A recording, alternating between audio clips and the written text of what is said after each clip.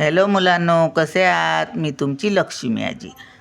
तर आज आपण चढता क्रम आणि उतरता क्रम अभ्यासूया. आता बघा, 4, 6, 2, 9, 1 हे अंक आहेत आपले.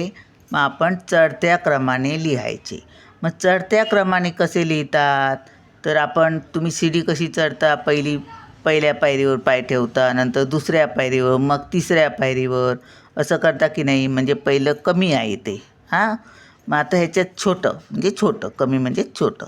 मग ह्याच्यात चढता क्रम लिहिताना पहिली छोटा अंक ओळखायचा आहे आपल्याला. मग ह्याच्यात सगळ्यात छोटा कोण आहे? तर 1 आहे. मग 1 लिहिला. नंतर कोण आहे? तर 2 आहेत. मग 2 लिहूया. मग कोण आहे छोटा? हा छोटा झाला, हा छोटा झाला. मग ह्या 3 अंकात छोटा कोण आहे? तर 4 आहेत. मग 4 लिहायचे. 4 झाले. मग 6 आणि 9मध्ये छोटा कोण आहे? तर 6 आहेत. 6 लिहूया. आणि मग राहिले 9, ते लिहिले. हा आपला झाला चढता क्रम. आता उतरता क्रम. उतरता क्रम. आता आपण ही संख्या उतरत्या क्रमाने लिहूया.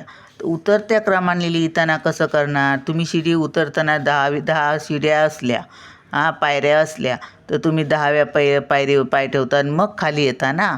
मग पहिलं उंच पायरीवर म्हणजेच मोठ्या पायरीवर, म्हणजेच आपण पहिला मोठा अंक लिहायचा, होय की नाही?